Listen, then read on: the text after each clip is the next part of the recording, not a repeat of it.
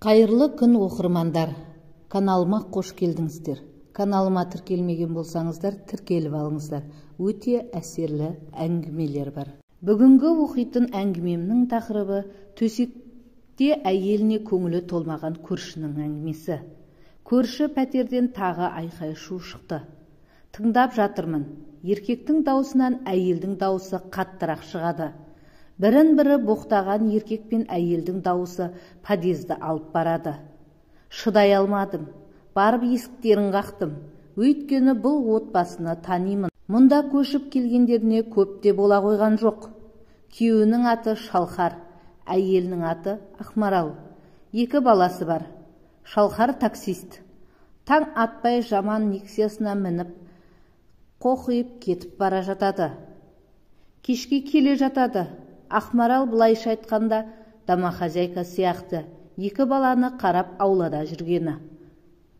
Байқаймын жиі ұрсады. Ондай жанжал туған кезде Шалқар қашып біздің үйге келеді. Темекі сұрап тартады. Оны-мұны айтып мыжып отырғаны. Әйелінің ашуы басылдау дегенде ғана үйіне қайтады. Бірақ бүгінгі дау бұрынғыдан бөлек сияқты. Содан кейін ғой шыдай алмай есіктерін қаққаным. Есікті Ақмарал ашты. Бұрқылап сөйлеп жүр. Сүмелек мені жезекші көреді екенсің ғой. Төсекте өйт бейт дегендеріңді көшеде танысқан салдақыларың айт.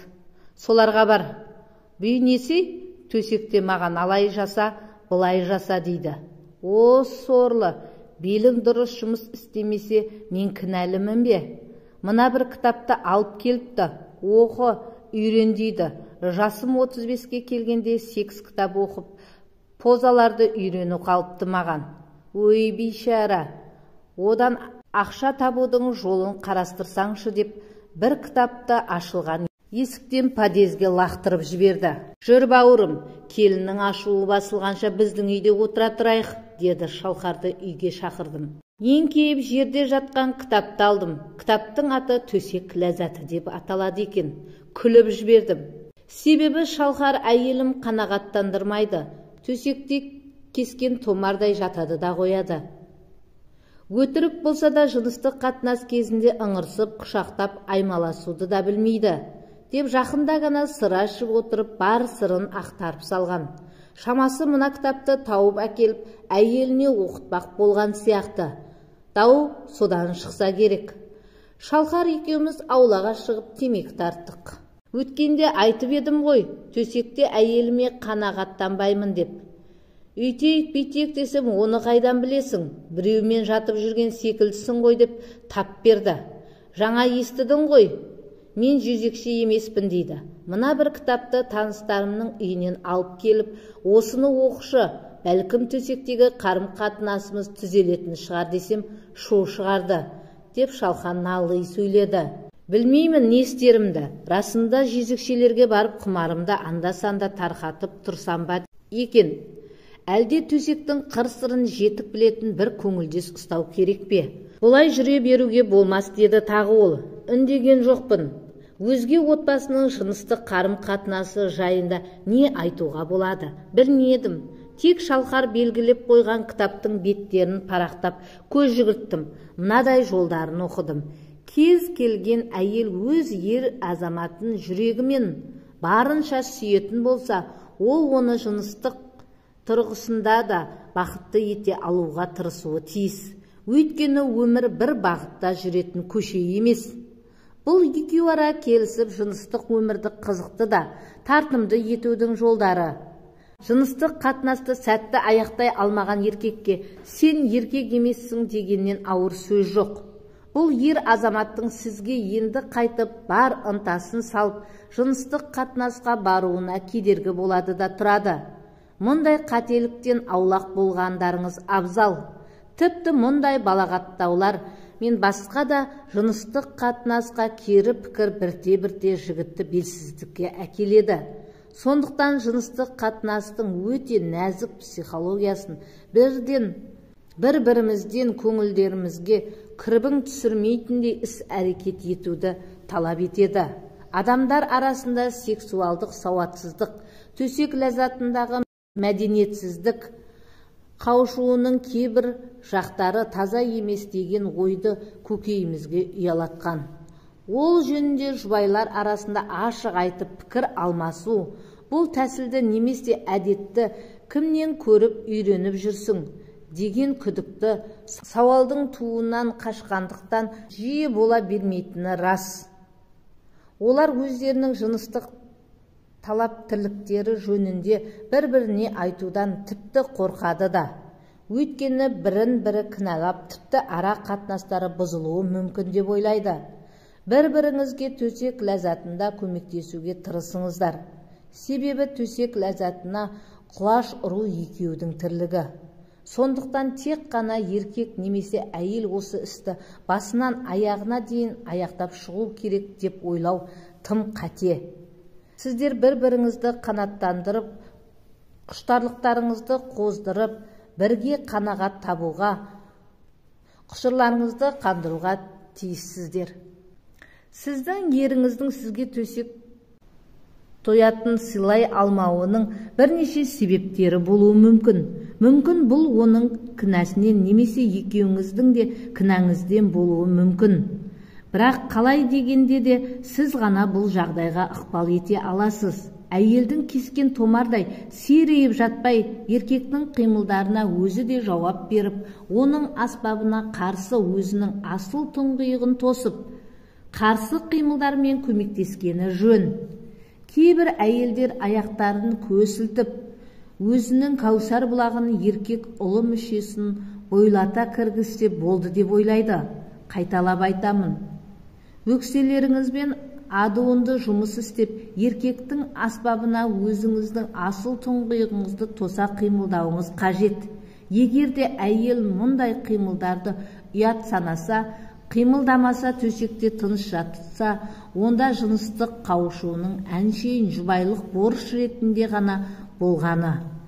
Және ерте ме кеш пе еріңіздің сізден жасалатын қауышудан тоят ала алмағандықтан басқа жерден ләззат іздеуіне сара жолды салып беруіңіз мүмкін. Тіпті ол өзге әйелге кетіп қалуы да ықтимал. Сондықтан төсекте тоят алу шеберлігімен меңгере білу. Егер адамның сүйіспеншілігін еселеп арттырып, оның өз жаныңызда ұстауыңыздың бірден бір көзі болып табылады. Сол себепті көрпе асты ойынын өзгертіп, өзіңіздің жұбайыңызды құшақтап, аяқтарыңызды айқастырып, оның ырғағына қарай қимылдасаңыз, жаныңыз жай тауып, керемет ләззаттанып, рахат шыңының ұшар басына шығасыз. Төсек ләззаты осылай дейді. Қайырлы күн оқырмандар. Каналыма тіркелмеген болсаңыздар, каналыма тіркеліп алыңыздар. Өте әсерлі әңгімелер көп. Бүгінгі оқитын әңгімемнің тақырыбы төсек қатынасынан қорқып қалған келіншек. 25 жасында ұнатқан жанға тұрмысқа шыққанмын. Үйден ұзатылып шығару сол кезде енді ғана дәстүрге қайта еніп келе жатыр еді. Ол жақта бәрінде дайын.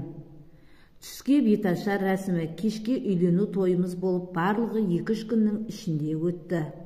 Содан кейін тағы 4-5 күн үйден қонақ үзілмей, жаңа бас қосқан жігітіміз екеуміздің ақ төсегімізге жатуға шамамыз келмеді. Оның үстіне екеуміз де бір-бірімізден ұялып жүрдік пе, әйтеуір сәті келмеді.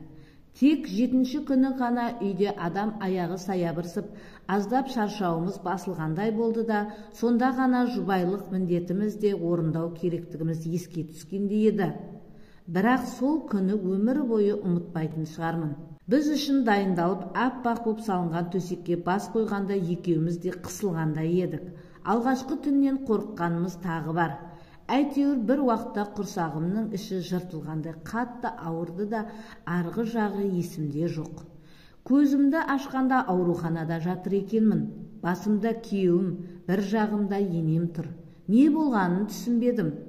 Тек дәрігер келіп күйеуіміз екеумізді ғана алып қалып, түсіндіргенде ғана көз жеткіздім. Түнде қатты аурусынудан кейін талып қалыппын. Қорқып кеткен күйеуім бірден ауруханаға келіпті. Мұндай болады, қатты қорыққан шығарсың. Әдетте төсек қатынасынан алдын ала қорқыныш болғанда көп жас келіншектерде болып тұрады. Қай жеріңіз ауырады? Қазір тексереміз, сосын бәрін анықтаймыз. Бұрын естен танған кездеріңіз болмаған ба еді? Деп біраз сұрақтар қойды. Содан кейін арнайы гинекологтардың креслоға шығарып қараған соң аздаған қанталау бар екен, біраз күн қосылмау қажеттігі екенін ескертіп, күйеуіміз екеумізге бәрі дұрыс екеніне қуанып біршама дәрі-дәрмек қабылдаған соң үйімізге қайттық. Дәрігер айтқандай 10-15 күндей қатынасқа түспедік. Мен де аздап сол түнді ұмытқандай болдым, бірақ сонда да қорқыныш кетпеді ойымнан.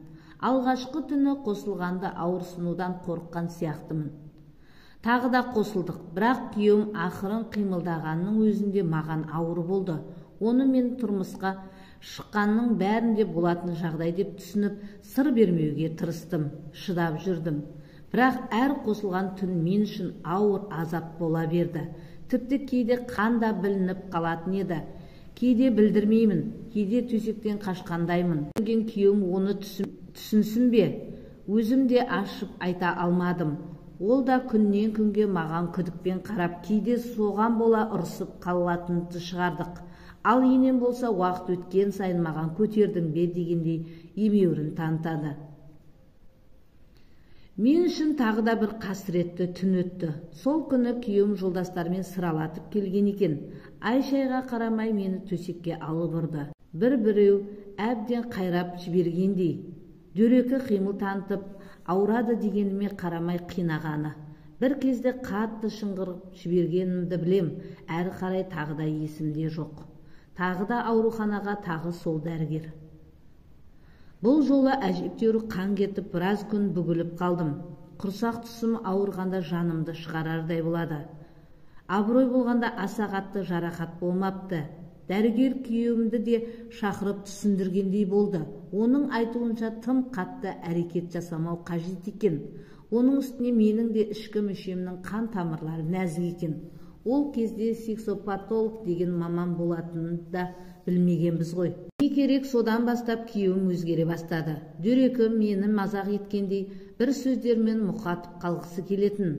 Арамыздағы салқындықты сезген енем де баласын ақтап, мені жек көре бастады. Үнімді шығармай тек шаруаммен ғана айналысамын. Төсекке де үнімді шығармауға тырысып бағамын, бірақ қатты ауырғанда ертеңіне бүктеліп қала беретін болдым. Шынымды айтсам, күйеуге тию маған қасірет әкелгендей болды. 12 келі салмақ тастап, әбіржіп, қатты жүнжіп кеттім. 6 айдан соң көрген анам шошып кетті. Басында ауру екен деп ойлапты. Бірақ шынында менің ішімде дерт кіріп үлгерген еді. Әрбір түнді өткеру, күйеуімнің әрбір әрекетіне шыдау мүмкін болмай бара жатқан. Бірақ оны анаңа қалай айтасың? Күйеуімнің ішіп келіп тағы бір рет жасаған әрекеті менің тұрмыстағы өміріме нүкте қойды. Зорлағандай болғанда қанша шыдайын десем де, арасында даусым шығып кетіп, ал ол одан ләззат алғандай еді. Жыныстық мүшесі құрсағымды жарып шығардай болғанда, енді онымен тұра алмайтынымды, жалпы енді қайтып жыныстық қатынасқа түскім келмейтінін түсіндім. Ажырастық ақыры. Оның несін айта беремін. Мені ол кезде ешкім түсінген жоқ. Басыма қонған бақты тепкен жан болдым. Тіпті ата-анам да. Сөйттім де оңтүстікке кетіп қалдым. Мені ешкім танымайтын, білмейтін жерге. Әңгіме соңынан байқағаным, жасы 40-қа келсе де әлі тұрмысқа шықпапты. Әрі қарай қазбалап сұрамадым. Сол кезде жаны мен тәніне түскен жарақаттан қорқып қалған болар деп ойладым да қойдым. Неге олай болды екен, себебін сұрамадыңыз ба? Іздеп білмедіңіз бе? Деп сұрауға да батылым жетпеді. Біраз жылдан соң сексопатолог маманға бардым.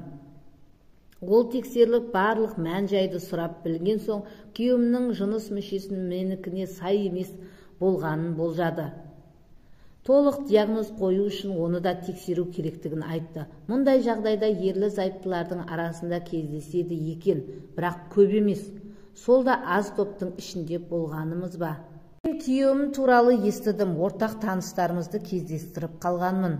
Ол тағы да 2 рет үйленіп, олар да 2-3 ай тұрған соң кетіп қалыпты. Қазір жалғыз тұратын көрінеді. аздап мұңайып қалған әйелі әрі қарай айтқысы келмеген сыңай танытты. Әңгіме басқа арнаға ауысса да менің ойымнан кетпеді. Мұның ешбір емі болмаса, басқаша шығар жол болмағаны ма? Егер екеуіне жол көрсетіп кеңес беретін маман болғанда отбасын сақтап қалар ма еді деген ой миымнан шықпай қойды.